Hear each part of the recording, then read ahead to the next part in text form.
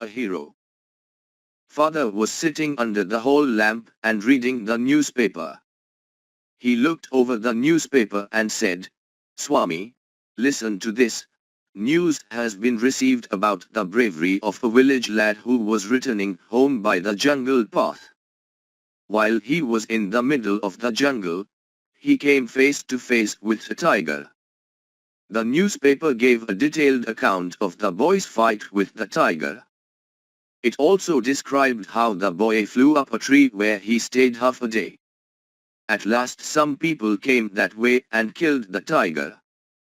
After reading it through, Father looked at Swami fixedly and asked, What do you say to that? I think he must have been a very strong and grown-up person, not a boy at all, said Swami. How could a boy fight a tiger? You think you know better than the newspaper. Father said crossly. A man may have the strength of an elephant and yet be a coward. Another may be a mere skeleton, but if he has real courage, he can do anything. Courage is everything. Strength and age don't matter much. How can that be? Said Swami. Suppose I had a lot of courage. But what could I do if a tiger attacked me? Can you prove you have courage? Said Father with a scowl. Let me see if you can sleep alone tonight in my office room. Swami had always slept beside his granny in the porch. The two always had their beds side by side. Any change in this arrangement kept him trembling and awake all night. He hoped at first that Father was only joking. He tried to change the topic by saying, Father, our captain says we shall have some elders also in our cricket club. He has asked me to tell you. We'll see about that later, Father cut in. Hereafter you must sleep alone. From the 1st of next month, I'll sleep alone, Swami said very humbly, trying to please his father. No, you must do it right from today, Father said sternly. Sleeping beside granny or mother like a baby is disgraceful. You are now in the 5th standard and I don't like the way you are being brought up. Father lifted the newspaper to his face and started reading it again. Swami rose quietly from his place and tiptoed to his bed in the porch. Granny was sitting up in her bed, and she said, Boy, are you already feeling sleepy today? Don't you want to hear a story? Swami made no reply. He threw himself on the bed and pulled the blanket over his face. Don't cover your face, said Granny. Are you really so sleepy? Swami uncovered his face a little and whispered, Please, please, Granny.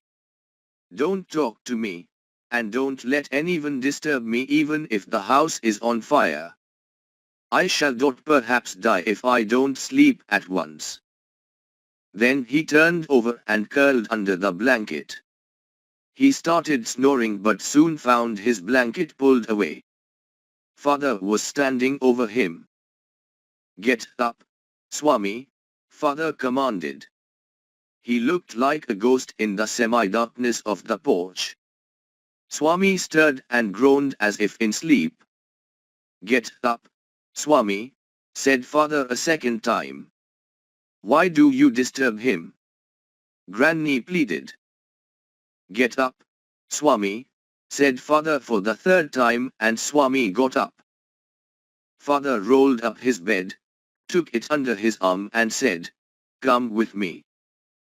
Swami looked at Granny, hesitated for a moment, and then followed his father into the office room. Let me sleep in the hall, Father, Swami pleaded. Your office room is very dusty and there may be scorpions behind your law books. There are no scorpions, boy. You can sleep on the bench if you like. Can I have a lamp burning in the room? No. You must learn to be brave. You must not be afraid of darkness, it is only a question of habit. Will you at least leave the door open? Swami said very humbly. All right, said father.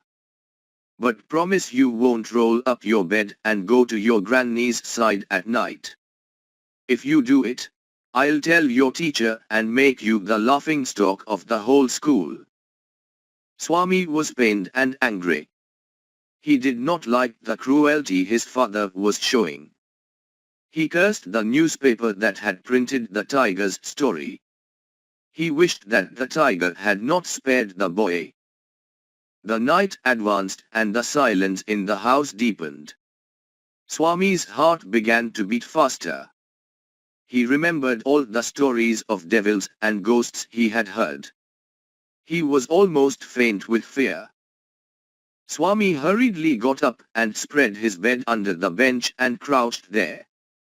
It seemed to be a much safer place. He shut his eyes tight and encased himself in his blanket. Unknown to himself, Swami fell asleep. In his sleep he had a terrible dream. A tiger was chasing him. Swami tried hard to escape but his feet could not move.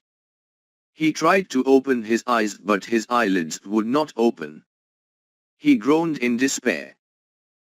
At last, using utmost effort, he opened his eyes. He put his hand out to feel his granny's presence, as was his habit. But he only touched the wooden leg of the bench. At once his lonely state came back to him. He shook in fear and closed his eyes. He heard a little rustling noise in the room. What can this be? Thought Swami and slowly opened his eyes. Something was moving in the darkness. Swami lay gazing at it in horror. He was certain that his end had come. The devil would soon pull him out and tear him to pieces. So, what is the use of waiting? Swami thought.